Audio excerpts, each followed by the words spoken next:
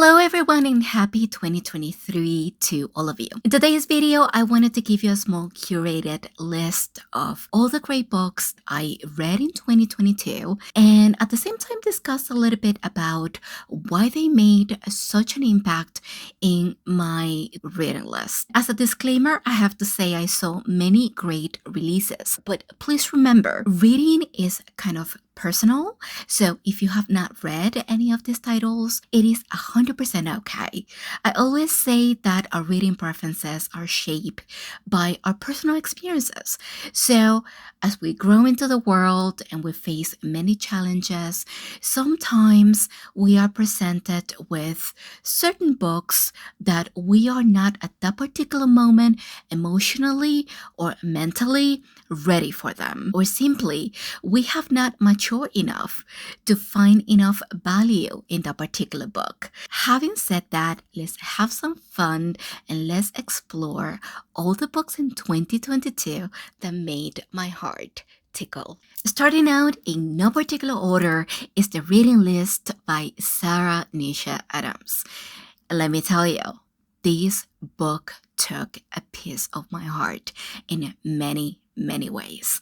I still do not understand how underrated this book went in 2022.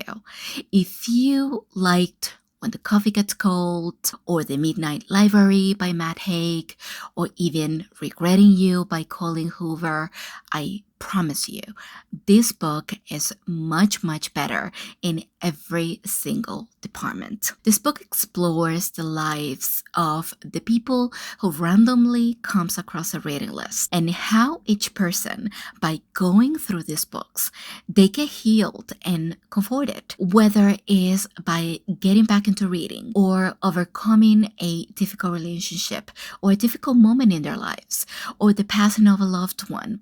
We get to see how the main characters' point of view about life, relationships, themselves, their families gets somewhat invigorated by these books.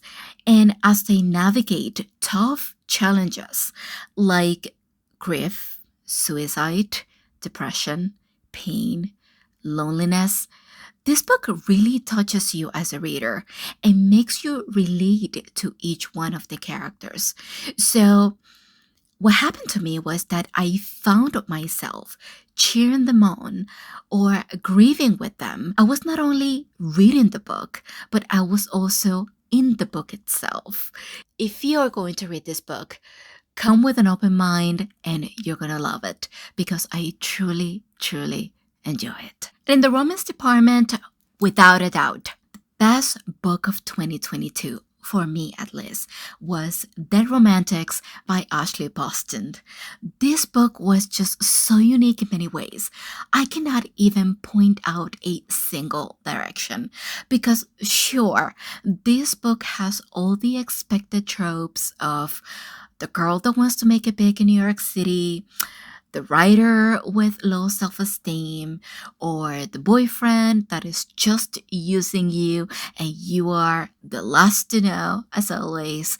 But hear me out. The author here approached romance through the lens of death and grief, and I thought it was fabulous. I find there was no waste at all. The pace was good. The characters were likable. The chemistry between the main characters was hilarious.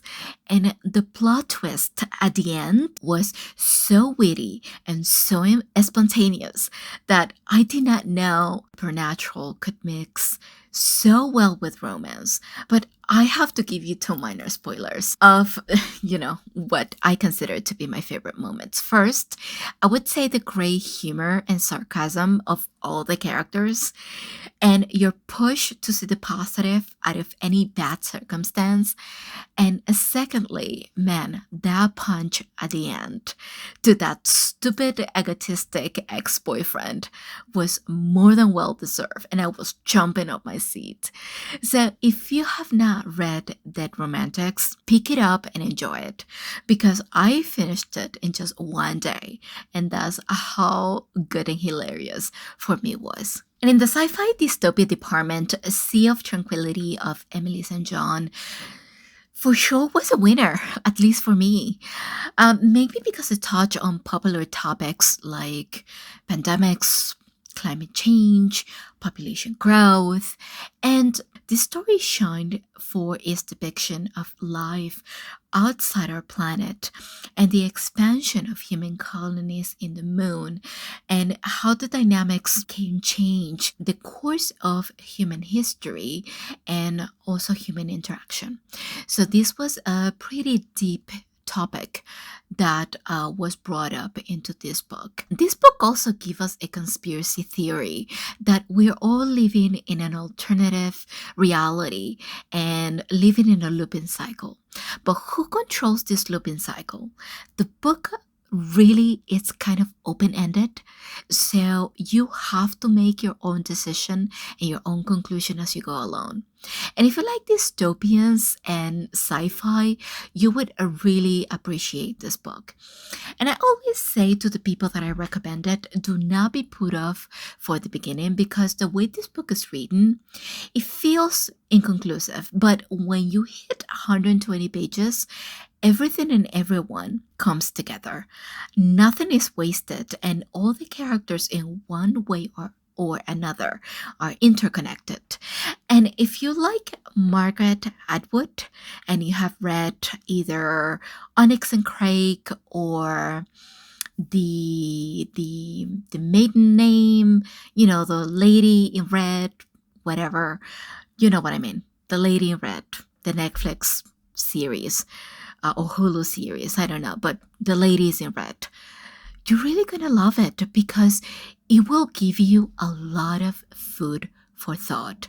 And I kind of understood why the hype about it and why it made the list of the favorite books in 2022. So if you have not, give it a go. Changing gears into my next is a thriller, which is 20 Years Later by Charlie Donnelly. My first impression within the first 80 pages or so of this book was, whoa, the way New York City is described is absolutely flawless. If you live in the city or if you have come to New York City and you read this book, you're like, I've been there, I know this place, I have seen this view. The writing style and the research particularly is just so electrifying and vivid that it will take you to the splendor, especially of New York City in the early 2000s. And to be honest, once I picked this book, I could not put it down. As a brief description, if you have not heard anything about it, this book is about a famous crime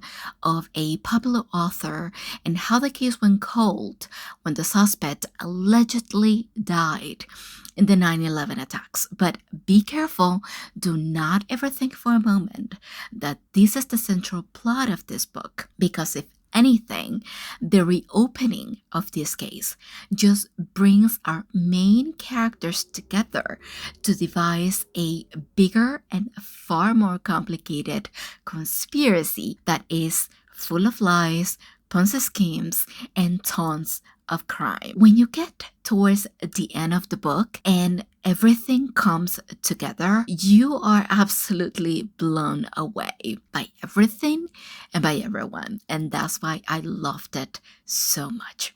And for my next book of 2022, I'm not going to talk about it a lot because it was kind of popular online, and I'm pretty sure there are plenty of videos and reviews that you can look into. But the book is Half a Soul by Olivia Atwater.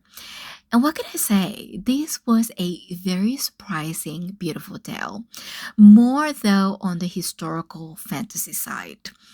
And I thought the book had a very great pace, and the affection between each character felt organic. Our heroine here is a young girl raised by relatives after her mother's death, but she comes to a point where she faces a very powerful fairy that claims to come to her. In the middle of their struggle, the fairy manages to steal half of her soul. So she grows up a bit odd and awkward. But it is this particular trait that brings her closer to her love interest. And together, they change each other's lives in many ways. And I have to say, in terms of structure, this book is laid out very clean. Topics like greed and abandonment are very well presented in a jovial, light-hearted way. I'm really looking forward actually to get into this author a bit more. And I think I purchased A Thousand Stitches, but I have not started it. But I will definitely be looking into more of this author in 2023.